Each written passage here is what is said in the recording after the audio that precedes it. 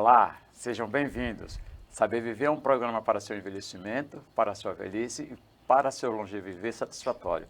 Hoje estamos recebendo, aqui na nossa bancada, a Cristiane Souza. Ela é psicóloga. E nós vamos conversar sobre um assunto bem moderno, novo, que é falar sobre a quarta idade, ou seja, das pessoas que chegaram até 80 anos e vão viver muito mais. E está recebendo um nome bem diferente, bem estranho para a gente no dia a dia, que trabalha com idosos, que trabalha com gerontologia, que é a palavra vetusto e vestutidade. A palavra é assim, meio complicada, mas vamos lá. Eu estou dizendo isso, mas vamos lá. Vestutidade, ou seja, a pessoa vetusta, ela, com o passar do tempo, com o processo do envelhecimento, ela pode estar consumindo ou produzindo a vestutidade. Agora falei bonitinho, a palavra é difícil, mas é assim mesmo. Então vamos conhecer a psicóloga que vem nos ensinar, que vem passar conhecimento sobre isso. O assunto é extenso, mas ela já tem assim uma expertise, porque ela convive com pessoas dessa idade. Seja bem-vinda, Cristiane Souza, ao nosso programa Saber Viver 60 Mais. Desde já agradeço. Eu que agradeço essa honra, esse privilégio de lhe reencontrar, viu, meu caro Silvestre, com um tema tão caro, que é para falar da nossa quarta idade, né? A gente, independente de chegarmos lá, temos que respeitar um momento que é grandioso para o sujeito, um sujeito que já tem uma experiência acumulada e que precisa ser respeitado num momento bem singular, em que nem todos, né, alcançam. E a gente precisa, de fato, estudar o ser vetusto, para que ele consiga ter melhor qualidade da sua existência. Quando eu propus a gente conversar e você passar algumas lições de conhecimento sobre esse tema, vetusto, você perguntou para mim, por que comigo isso? Mais ou menos assim, pelo que eu conheço da sua expertise, e de hoje que eu estou com esse texto, com essa pauta guardada, mas eu digo, não, tem de ser uma pessoa com expertise que saiba nos orientar mesmo. Até porque eu estou com 70, quero chegar aos 80, né? Vamos lá. Se você for escolhida, vamos lá. O que é vetusto, ou seja, quarta idade e suas características? Então, o vetusto é aquela pessoa que tem, a partir dos 80 anos, né, considerado no vocabulário tradicional, um ser antigo, né, um ser antiquado. Né? É um ser que chega realmente à quarta idade. Então, ele tem uma característica muito singular, né, de uma pessoa que já acumulou experiências, de uma pessoa que já desperta, né, várias possibilidades de cuidado, não é? Mas que existe um silêncio, né, desse sujeito nesta idade, onde as pessoas acabam tornando-as ainda mais frágeis, né, considerando basicamente a sua idade e não a sua forma de existência. E você falando aí, você nos traz logo na memória como a gente trabalhar esse assunto. Mas a gente já conhece muita gente com 80 que está protagonizando assim, parecendo que tem... Eu não gosto de fazer essa comparação, que tem 40, 50, né? Muita gente no nosso estado, principalmente, né? A semana passada, ou um dia atrás, não me lembro, esteve aqui a Tenar, uma senhora de 87 anos, que foi assim, maravilhosa. Mas nós não trabalhamos a palavra, até porque esse texto eu queria trabalhar com você.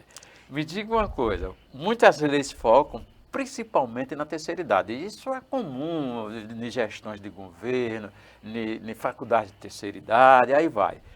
Será que a vestutidade, ou seja, a quarta idade, é convenientemente esquecida pelas políticas públicas? Com certeza, até porque a terminologia já é bem distinta e nova, não é? E até porque existem os estudos aí que não nos deixam negar da importância da gente se preparar para a terceira e para a quarta idade, porque as pessoas estão conseguindo ter uma sustentabilidade na sua existência. Então, Vivendo ficando, mais. exatamente, a longevidade é algo que a gente precisa hoje dar uma atenção diferenciada.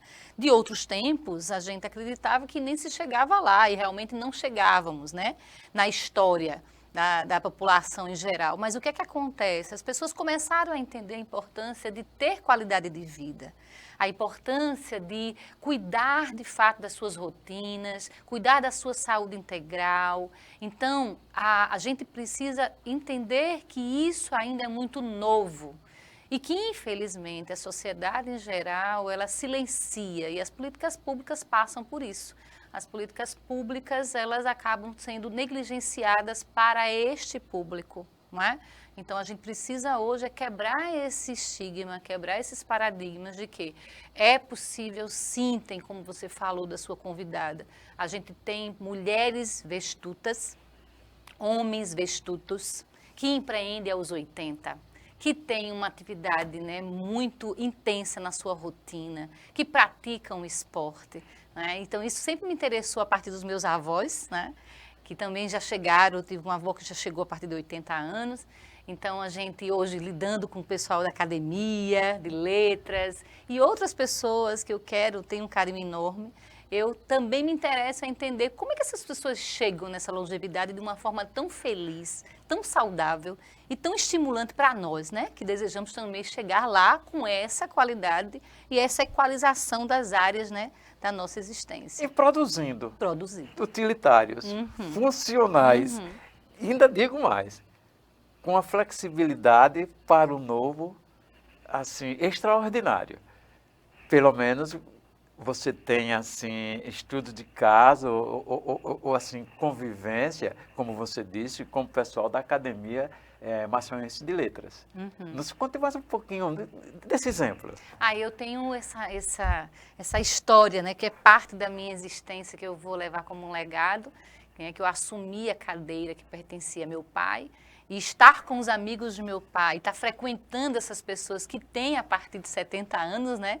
Então, assim, a maioria já tem os seus 80 anos, tem sido um privilégio, porque eles são produtivos, eles têm uma escrita interessante, eles têm uma leitura assídua, não é? Eles estão o tempo todo fazendo uma ginástica cerebral, estão fazendo grupos sociais, né? Se movimentam, viajam, fazem trilhas, não é? Então, é muito bacana entender que essas pessoas estão ativas e, por isso mesmo, se tornam mais saudáveis. Então, é um exemplo, né? É um exemplo porque a produtividade não depende da idade. A gente tem um processo mental aí que a gente precisa acompanhar, né? Essa longevidade mesmo. Quanto mais a gente exercita as nossas atividades mentais, quanto mais a gente cuida, né, das nossas emoções, gerindo-as, a gente consegue estabelecer relações saudáveis, portanto, a gente se torna mais fortes, né? E não tão frágeis, porque, aliás, o que é que as pessoas normalmente preconizam? Que terceira idade e quarta idade são pessoas frágeis, né? Que as doenças batem à porta, que são invalidadas e, portanto, silenciadas, que não podem sair das suas casas, que não podem ter uma vida ativa, não é?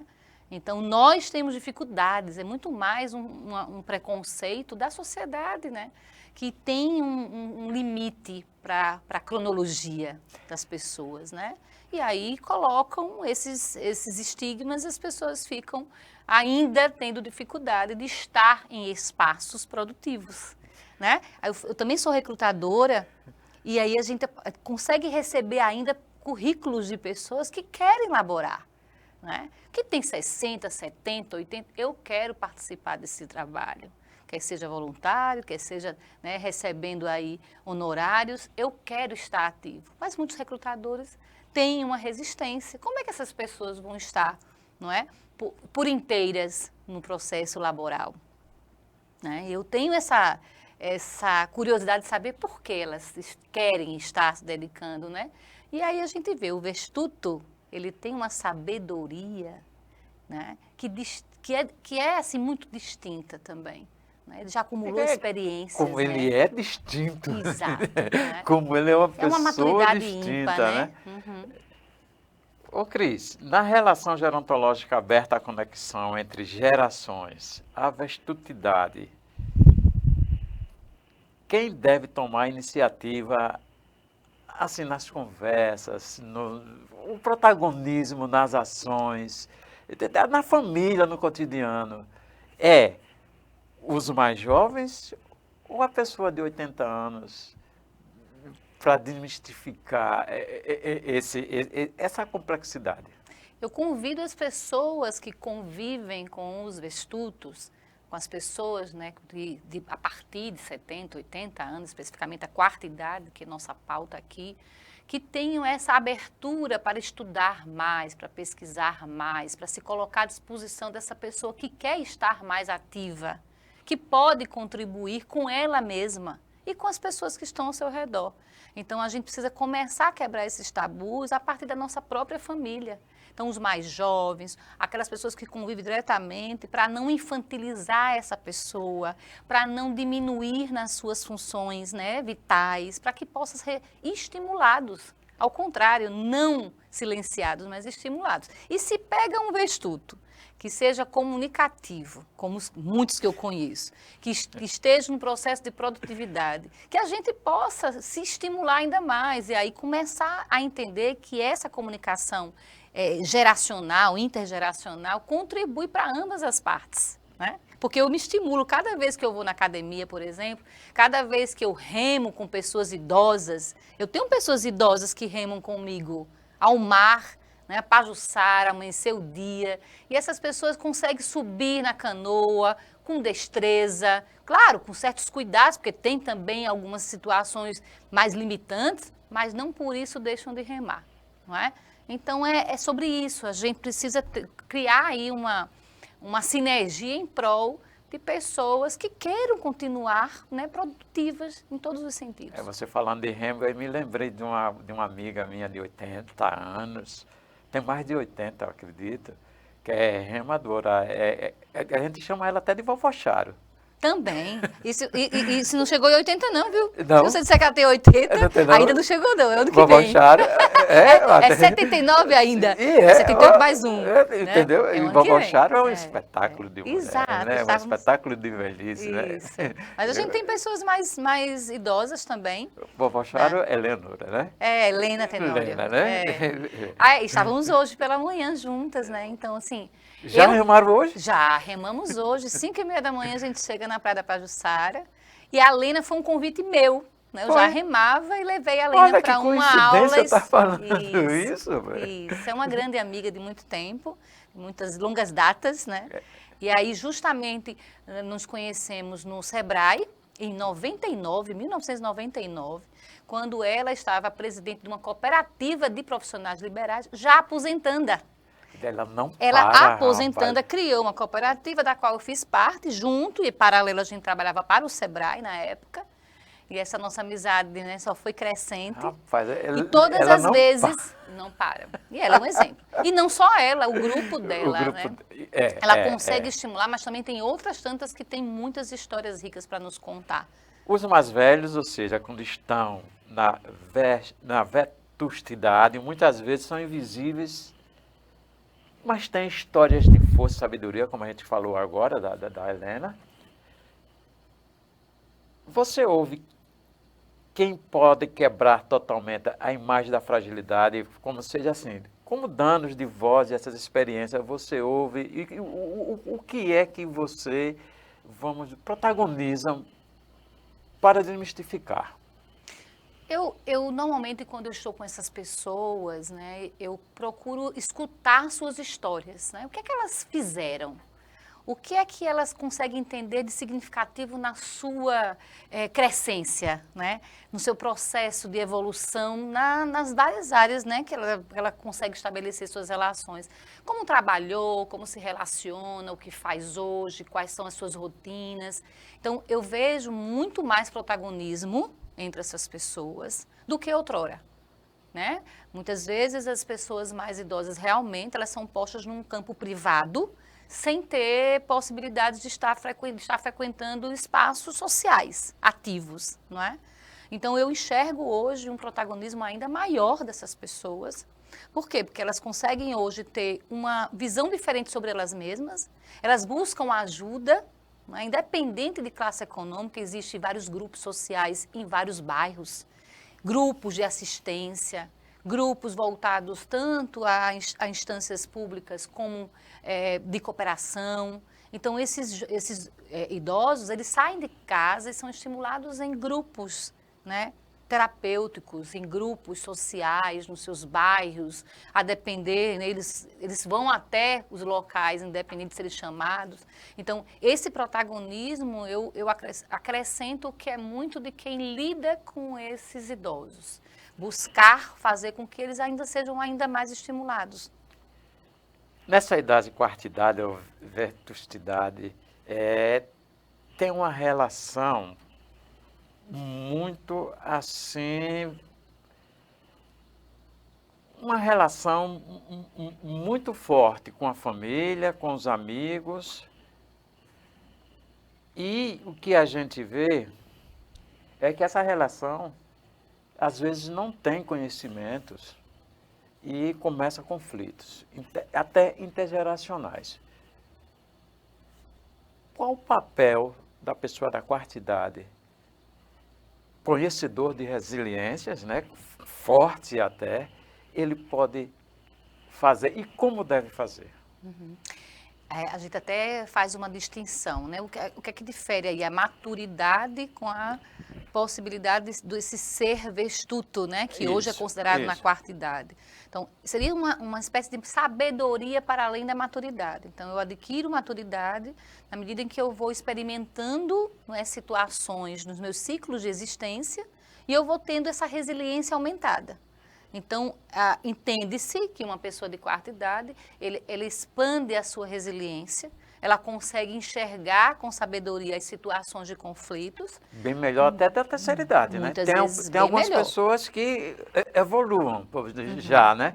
Mas tem outras pessoas na terceira idade, até porque o modelo da terceira idade de hoje está meio complicada, né? Deve ser com liberdade, libertinagem, com tudo que oferece a vida em comparação com a juventude. Tem muita gente que acha que ele está numa fase de juventude. Né? Temos que respeitar os nossos limites corporais, mentais, emocionais. Não deixar entender que são seres que estão acabados. Mas a gente vai entendendo não que... Não pode exagerar. E não pode exagerar, né? Todo limite, ele é nocivo. Então, falar melhor, todo excesso, né, ele pode ser adoecido, né? Então, temos que ter os limites, né, que são dados até pelos limites do nosso corpo, né, na nossa expansão de consciência, mas a gente precisa entender que o sujeito precisa ser entendido como ele está sendo, está convivendo, como é que ele está amadurecendo. Então, esse sujeito, dentro do ambiente que ele frequenta, as relações que ele estabelece, ele precisa se posicionar, ele precisa se ocupar, eu costumo dizer, não é sobre falar do ser, né, idoso, mas como é que ele está ocupando a cena, né, nessas relações intergeracionais. Então, ele precisa ser entendido e a gente precisa ter realmente o desprendimento de entender as pessoas com as quais a gente estabelece essas relações, principalmente a quarta idade. Falamos em maturidade, que é uma transição na terceira idade. Isso é fato consumado, nós estamos... Mas nem todo mundo, como eu disse agora, nesse instante, exploram com profundidade. Fica subjetivo. Mas com a vetustidade, está se criando um novo conceito, de vez de ser maturidade, ser maduridade, que vai além da maturidade, em cima do que a gente estava conversando nesse instante, da resiliência mais plena. Qual seria a distinção mesmo fundamental, assim, bem popular para a gente esclarecer como lição para o nosso telespectador? A maturidade está muito ainda vinculada ao tempo que você experimentou viver determinadas situações.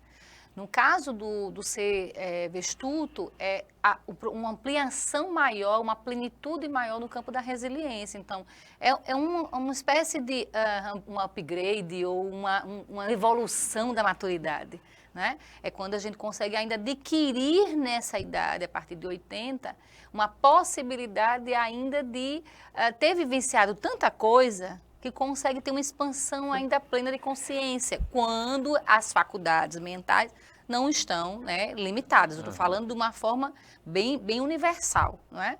Claro, cada sujeito tem que ser compreendido na sua história, né, nos seus aspectos, né, sociais, econômicos, de saúde, né? Então, quando aquele sujeito ele já consegue entender, mesmo com suas limitações, que ele consegue ocupar os seus espaços e ser um ser ativo, ele está amadurecendo, portanto, criando uma maior plenitude dessa existência. Porque ele começa a entender que a finitude, ela chega mais perto, né? A sensação de quem está com mais de 80 anos é saber que já viveu mais do que outras pessoas. E que a finitude já é algo mais objetivo. Eles conseguem já entender, não é? Conseguem perceber que já pode partir para qualquer plano em qualquer momento. Entende? Então, ao mesmo tempo, vai adquirindo essa maior resiliência. Não é?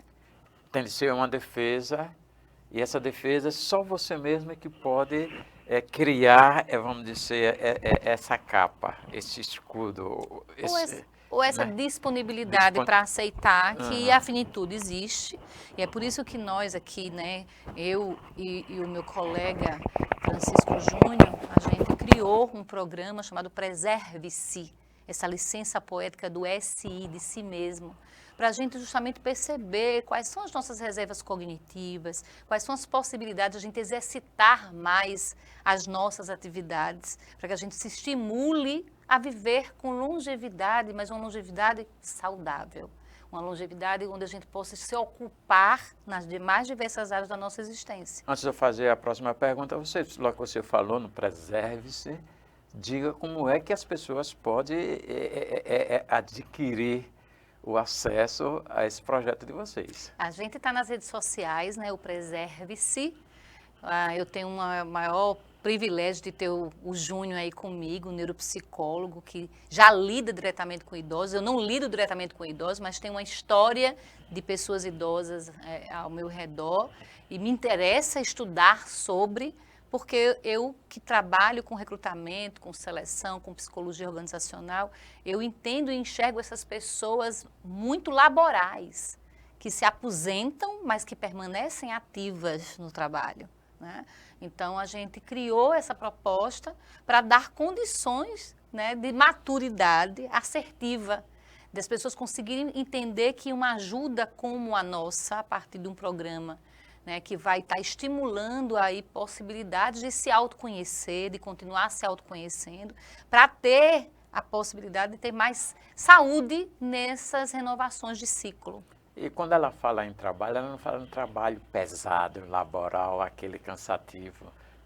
Não, é aquele trabalho mais prazeroso, voluntariado, por exemplo. Né? Você, professor, se aposentou com um grau de expertise e sabedoria extremo, doutor, mestre, se aposenta e às vezes não tem o conhecimento que você pode fazer,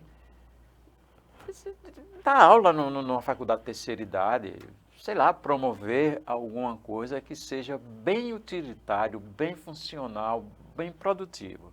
A gente tem muitas pessoas que estão empreendendo aos 80 anos. Eu tenho, né, situações no Sebrae, a gente tem em eventos sociais, a gente tem na dança, a gente tem na cultura, a gente tem projetos de fomento onde as pessoas de terceira e quarta idades estão envolvidas nessas atividades. Tem pessoas que estão fazendo parte de ciclos culturais e que possam, né, confirmar e que podem atestar o quão, né, possível é as pessoas se manterem aí ativas. Então, nosso programa, né, a gente prevê aí desde palestras, oficinas, cursos, grupos terapêuticos, para a gente justamente fazer com que essas pessoas passem por esse ciclo de existência de uma forma mais realmente saudável e ativo, né, nesse sentido. Como trabalhar a flexibilidade mental na vetustidade? É justamente o que a gente propõe com o nosso programa. Vou fazer mais uma propaganda aqui, né? É fazer com que o autoconhecimento seja essa ponte, né? Essa travessia para entender cada sujeito como é que ele está vindo com a sua reserva cognitiva, com as suas experiências de vida, e a gente estimula por meio de atividades que são planejadas, são atividades contínuas, para que exista realmente esse exercício mental, emocional e social. Mas a gente vê muita gente com 80, 70, até na própria academia, em outros espaços culturais, pessoas com cognitivo alto, mas que são fechadas para o moderno, para a inovação. Mas aí a psicologia tem um papel fundamental, que é justamente entender para conseguir atender essas pessoas nas suas limitações. Cris, me fale logo, o que é flexibilidade? Flexo, idade. Para as pessoas entenderem, porque a gente pode estar falando e algumas pessoas não estão ligando. Flexibilidade de ser esticado, né? Vamos lá, flexibilidade mesmo, flexibilidade mental. O que significa? Quais são as características? Uma maior característica se revela na adaptabilidade. Adaptabilidade. Eu vou me adaptar a novos contextos da minha existência, não é? Agora, eu preciso entender também esses limites. E, normalmente, o sujeito vestuto, ele não consegue ter essa tão fácil clareza. Por isso que é importante a gente buscar uma ajuda especializada. A família também é assistida, deve ser assistida quando ela não consegue ter os recursos necessários para cuidar dessa pessoa de maior idade. É porque a gente fala muito aqui, não, se seu neto não quer ensinar, mas não é assim. Entendeu? É preciso também o idoso esteja flexível. Isso. A esse ensinamento.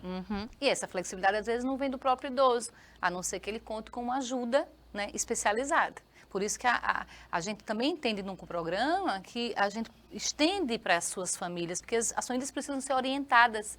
Muitas vezes a família não alcança, não acompanha esse sujeito aí que está com uma cognição aumentada, né, e que pode ser melhor trabalhada, que pode ser melhor ocupada. Então a gente está com essa grande Psicóloga missão. Cristina, estamos terminando com o nosso programa, mas temos 1 minuto para você fazer suas considerações e também, se eu não perguntei alguma coisa que seja muito interessante para você falar, só tem 1 minuto. Eu quero agradecer essa oportunidade de lhe reencontrar, falar de um tema que está crescente em estudo, mas porque nós temos muitos tabus, né? Cada um de nós temos os nossos conceitos e ideias pré-concebidas, mas que temos espaços como esse, né, para garantir que as pessoas consigam enxergar a possibilidade crescente de se cuidar, né, de gerir suas emoções, de buscar o seu autoconhecimento, de ter boas relações saudáveis, para que a gente possa aí seguir, né, com a idade, com a possibilidade de sermos resilientes e plenos, né, de uma forma integral. Então, muito obrigada por essa oportunidade. Quem agradece mais uma vez somos nós aqui do Saber Viver 60+, psicóloga Cristina, muito obrigado mesmo. A você também nós agradecemos pela sua participação, essa energia que a gente troca mesmo virtual. Até mais no nosso telespectador.